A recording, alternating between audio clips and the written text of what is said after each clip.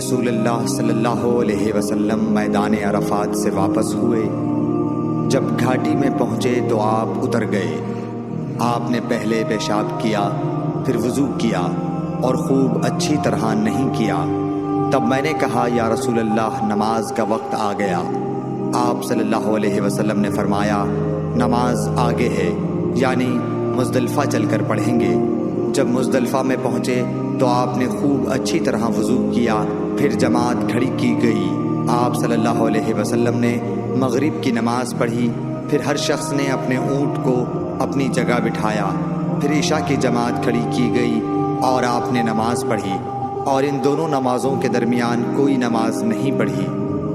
صحیح بخاری حدیث نمبر 139۔